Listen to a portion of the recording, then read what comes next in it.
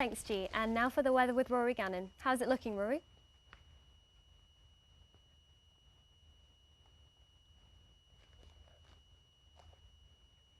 It is fairly cloudy, but it will be brightening up for the rest of the day, and that is what today's forecast will be. It is hopefully supposed to be bright and sunny. We will be getting to temperatures averaging around about 12 degrees.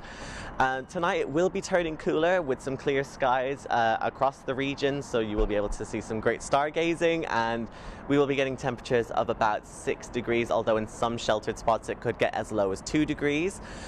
Tomorrow it will be fairly sunny again, somewhat similar to today. We will be getting a lot of sun during the daytime, but towards the evening and towards the nighttime it will be turning cloudier. Again, somewhat similar temperatures to today. We will be getting about between 6 and 12 degrees, so yes. And of course for the weekend as well, Easter weekend, it's a very big weekend. It will be turning cloudy with some cooler temperatures coming in. Easter Sunday will be a lot more unsettled with some showers coming in from the north.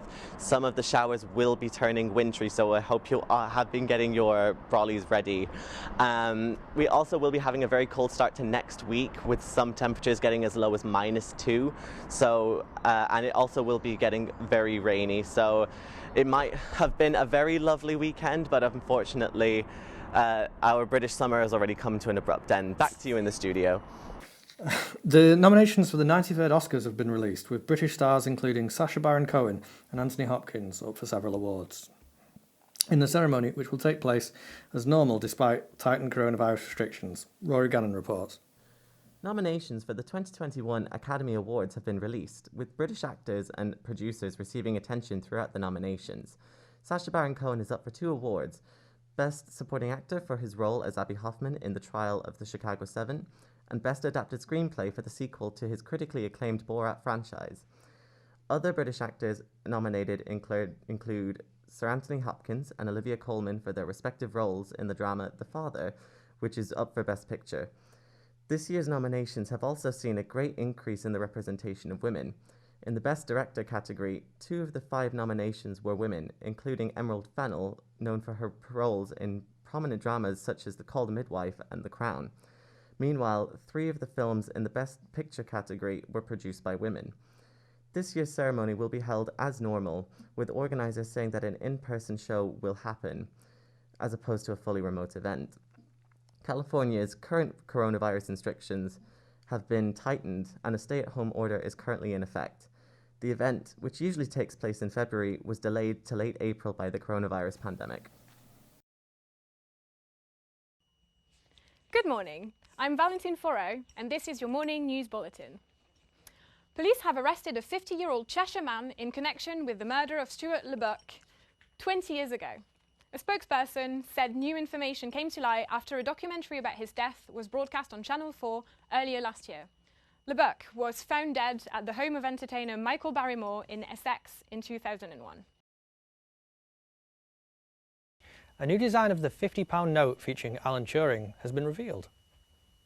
Turing, who helped to break the Enigma code during World War II, was selected over other British figures including Margaret Thatcher. Turing based much of his work in Manchester, where he developed the first version of the modern computer. The note will enter into circulation in June. Manchester residents have discovered the opportunity for free parking underneath the Mancunian Way. The area between Cambridge Street and Princess Road has been taken over by dozens of motorists, fed up of paying for parking in the city centre. It is understood that Manchester City Council is aware of the motorist parking on the island and are looking at ways of preventing the illegal parking. The area is not a designated car park, and motorists are being warned that parking illegally can result in a fine of £70. Today marks the 49th annual Earth Day, which was created to spread awareness of the effect of climate change. We spoke to MMU students about how important the issue of the environment is to them. There's nothing much to do as vegans. Like it's massive. Like we sort of think about sort of environmental impact of like meat culture, even like seafood culture, and how it's affected the world. There's like that documentary on Netflix called Seaspiracy, which is really like opened our eyes, and I think everyone should really be watching that. Yeah, the Earth has always been quite important to me. I think that the pandemic and kind of people reconnecting with nature has definitely made Earth more important to me as well. Not particularly. No, certain concerns of like forests and deforestation and things like that, but you know, I think there's only certain extremes to it and things like that. Hello, I'm Valentine Forrow. Welcome to the Northern Quarter News Headlines. England's Chief Medical Officer, Professor Chris Whitty, has warned against any move to speed up the lifting of coronavirus restrictions. Professor Whitty told MPs that the situation could turn bad very quickly, even though some Conservative backbenchers believe the current timetable is too cautious. He said measures due to come into force in England in May, which would allow some indoor mixing, involve significant risks.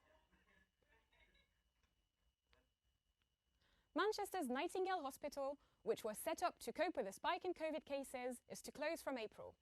NHS England said that existing hospitals had also been able to increase their bed capacity and the Nightingales are no longer needed. It was set up at the Manchester Conference Centre last spring amid fears that the health service may end up overwhelmed.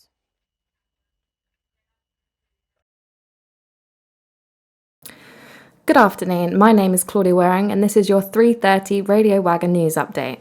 Here are the latest headlines. We asked the public what they make of the lockdown restrictions easing today. 18 protesters have been arrested after blocking trams in Manchester over the weekend, and the saga of the Suez Canal continues. But first, 18 protesters have been arrested in Manchester over the weekend as demonstrations took place against a bill that would give police forces greater powers. The Kill the Bill protests took place in St. Peter's Square on Saturday, blocking trams trying to pass the area. Demonstrators then moved to Piccadilly Gardens and held a sit-in, again blocking trams. Of the 18 protesters arrested, 6 were released under investigation, while another 6 were fined. Kill the Bill protests have been taking place nationally against the police, crime, sentencing and courts bill.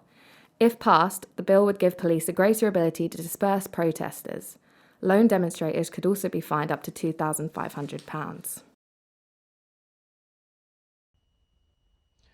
A mural of Captain Sir Tom Moore has appeared in the Northern Quarter. The piece, from street artist Axie, is located on Tib Street and took 3 days to complete. Many people were looking on yesterday as the artist put the finishing touches to his touching tribute. Captain Sir Tom Moore, who passed away in January, became a national hero last year when he began a fundraising campaign for the Association of NHS Charities by walking 100 laps of his garden before his 100th birthday. While his initial goal was to raise £1,000, he ended up raising over £32 million.